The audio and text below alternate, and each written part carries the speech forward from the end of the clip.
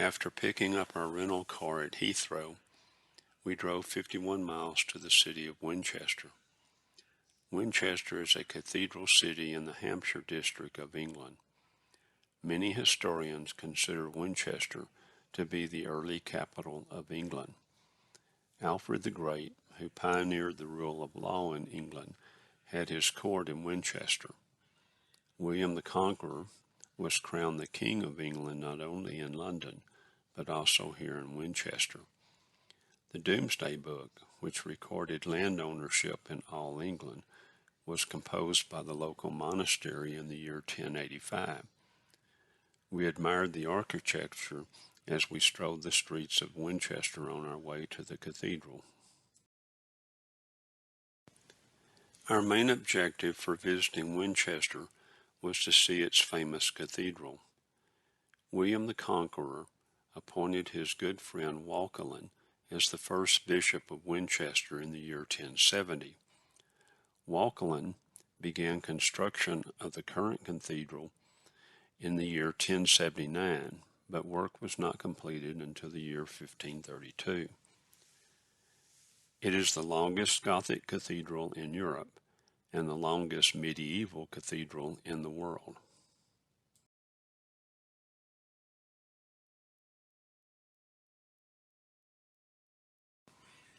The surviving ruins of Wolseley Palace are largely the creation of Bishop Henry of Blois, who built the palace between 1129 and 1171. When his brother became King of England in 1135, he became the king's chief advisor.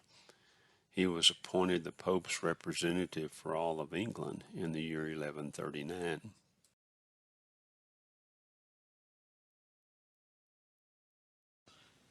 We enjoyed a relaxing stroll along the river Icon, which flows through the town.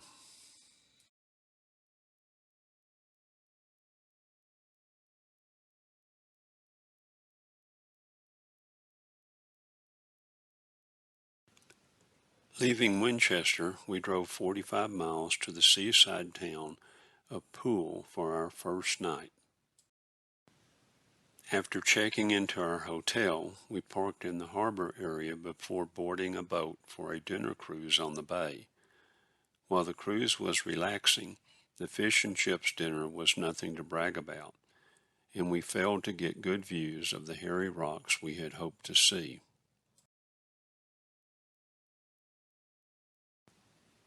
The bay contains several islands that have displayed evidence of Iron Age habitation and several raids by the Vikings.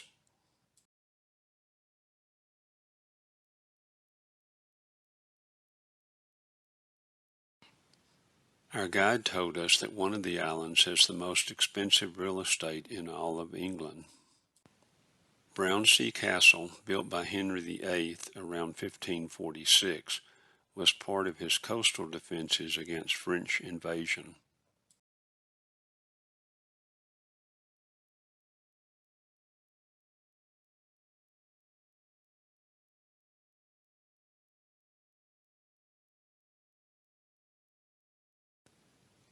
The next morning, we drove 44 miles from Poole to West Bay for our first stop of the day.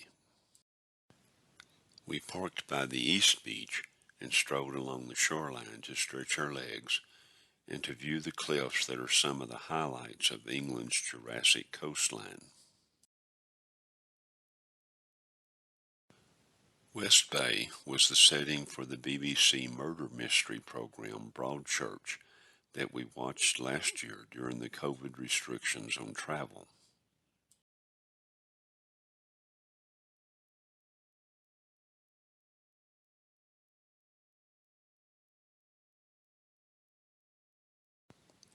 We then drove the short distance to the harbor area to have fish and chips at Rachel's restaurant, but they were closed for a funeral.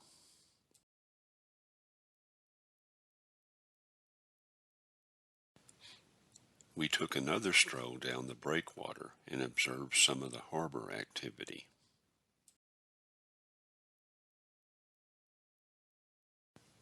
From the end of the breakwater, we had excellent views of the West Beach and the East Beach areas.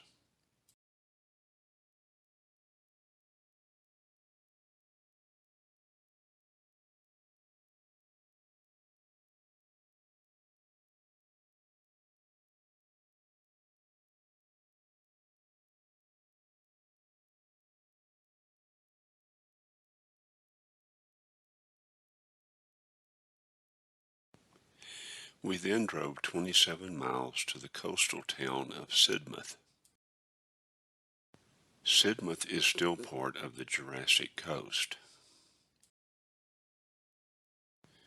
We walked along the esplanade, observing the beach activity and the buildings that line the road. At the end of the esplanade, there is a walkway that leads to the West Beach area. Jacob's ladder climbs up the cliff to the Conant Gardens, but we opted not to do the climb. We then returned by the same path, observing the large number of people who were enjoying the warm afternoon on the beach. We had some of the best ice cream we've ever had at Fort Cafe's ice cream shop. We walked through some of the shopping area to return to our car.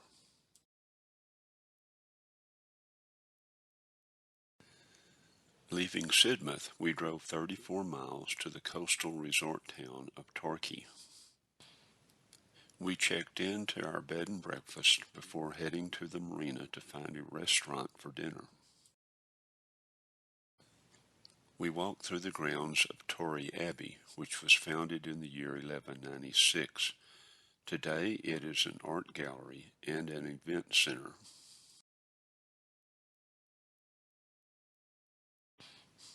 Many people were enjoying the good weather at the park below the abbey.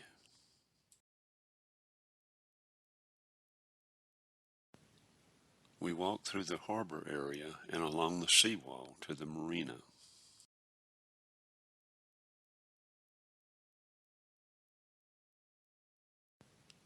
Not seeing many choices for dinner, we continued through Princess Gardens to the center of town. We then returned to the marina where we had an expensive dinner of fish and chips at the Sandy Pier Point restaurant.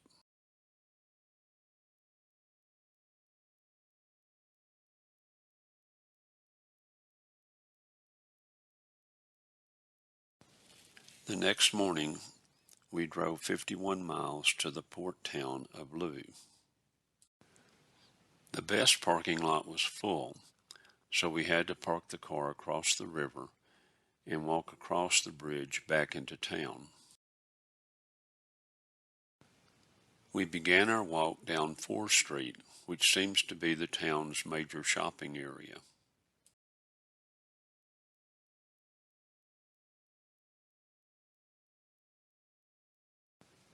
The old Guild Hall, which dates from 1500, is Loo's oldest building and currently houses a museum.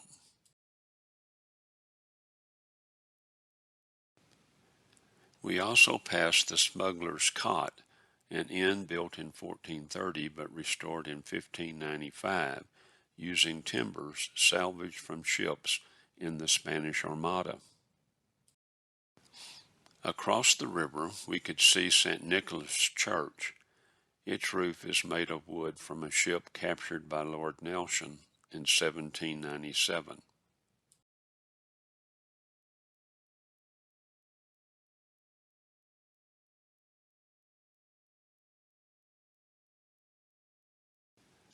We had crossed into the Cornwall area, so naturally we had to try a Cornish pasty.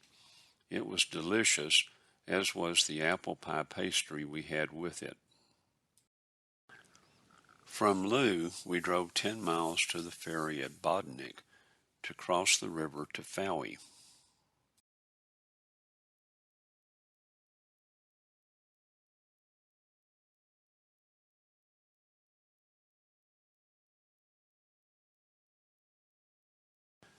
Fowey is a popular destination and becomes quite crowded.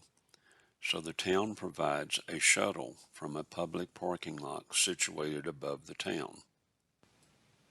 The town center is the Harbor Quay.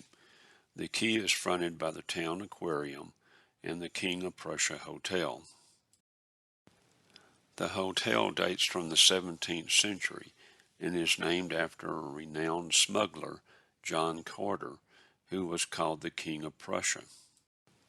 We enjoyed relaxing here and watching the traffic in the bay.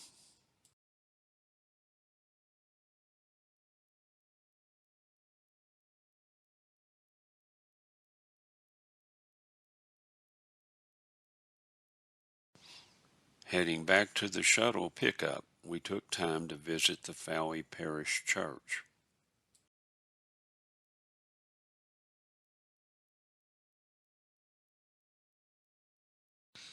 Leaving Fowey, we drove the 28 miles to the Norway Inn in Perranworthall.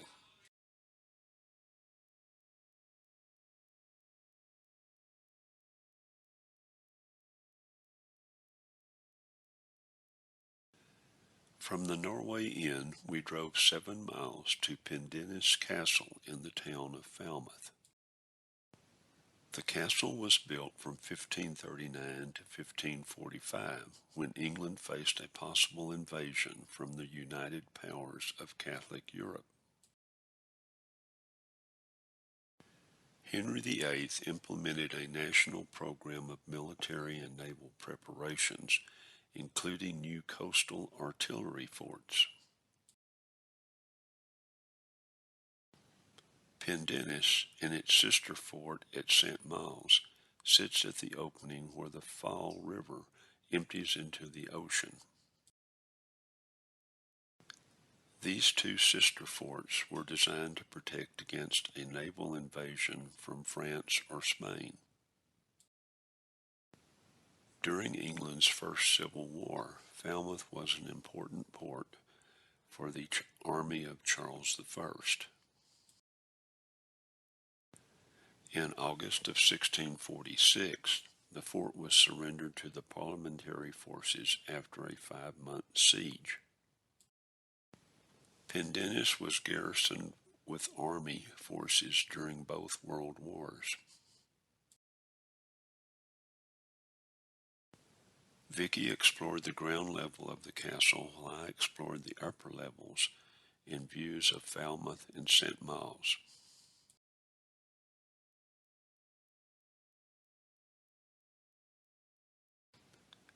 Leaving Falmouth, we drove 25 miles to Lizard Point. Lizard Point is the southernmost point in England. It was quite windy as we looked down on the beach area. There was a good bit of wave activity and many flowers were in bloom along the cliff tops. A National Trust volunteer had a telescope set up so that people could view seals.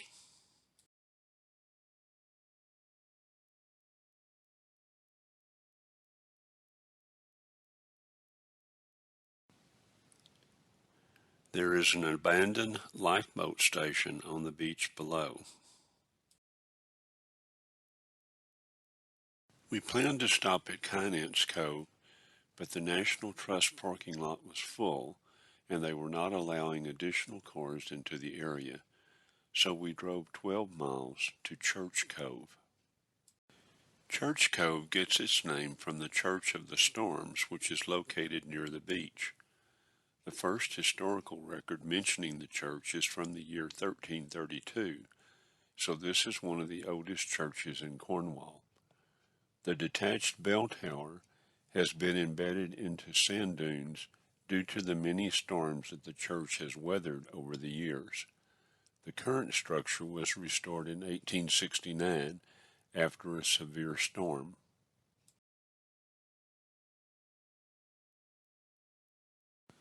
Church Cove is a National Trust property that has a large sandy beach. We picnicked on a grassy spot overlooking the bay and enjoyed watching the many families who were spending the day on the beach.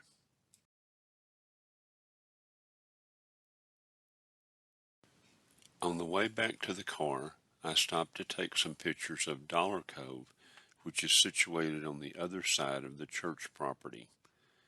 This cove lacks the sandy beach area that you find at Church Cove, so there were much fewer people here. Leaving Church Cove, we drove 17 miles and made a brief stop in Marazion to see St. Michael's Mount. The castle located on the island can be reached by a causeway at low tide.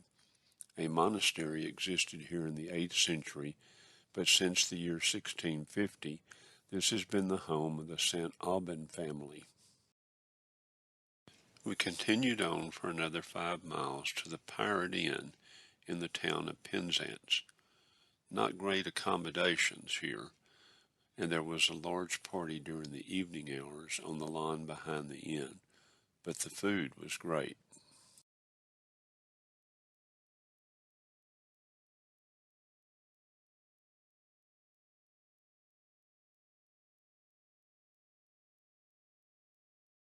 From the Pirate Inn, we drove 8 miles to the Porthcurno beach. The town has a car park above the beach.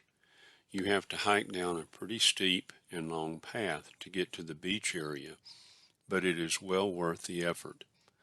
This was probably our favorite beach of the whole trip. It is a small area, guarded on both sides by steep cliffs. Such a beautiful setting for some of the scenes from the Poldark series we watched on PBS.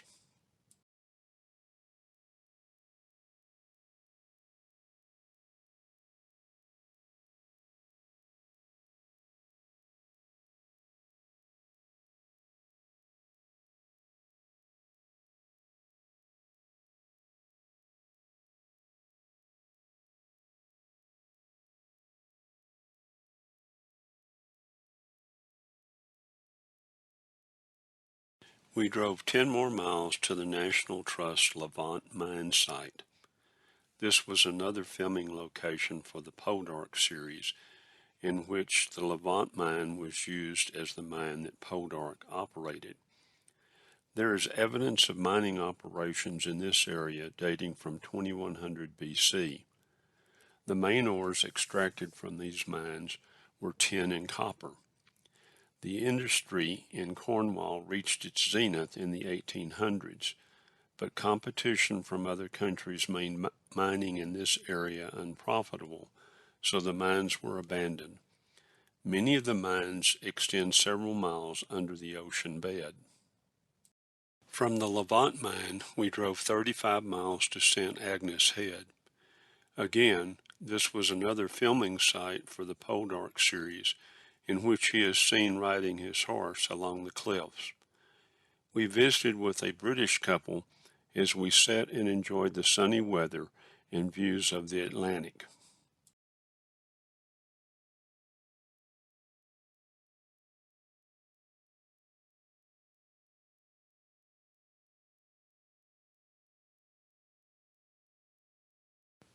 We realized last night that we had left Vicky's pillow at the Norway Inn, so we drove an extra 12 miles back across the Cornwall Peninsula to retrieve it. While there, we decided to have their Sunday roast, but were disappointed in the quality of the food. After lunch, we drove 17 miles back across Cornwall to Holywell Bay. We drove through several one-track lanes to get to the bay, but we were disappointed when we got there. We then drove 13 miles through more one-track lanes to the Bedruthen Steps, but the views of the rock stacks and cliffs made the drive worth it. The name originates from a mythological giant called Bedruthen, who used the rock stacks on the beach as stepping stones. Our final segment of the day was a 26-mile trip to the Mill House Inn outside the village of Tintagel. This put us in position to spend tomorrow morning at Tintagel Castle.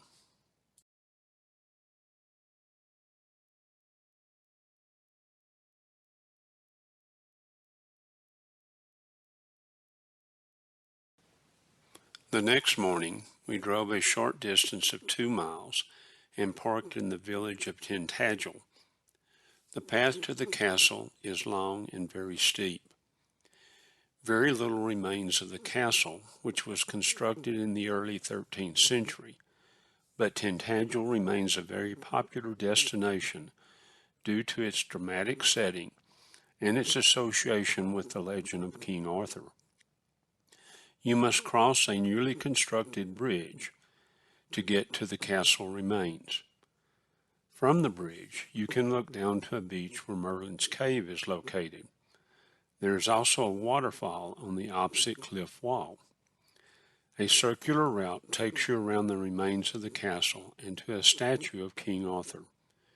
Tintagel has been a popular destination since the year 1138, when Geoffrey of Monmouth proclaimed it to be the birthplace of the legendary King Arthur.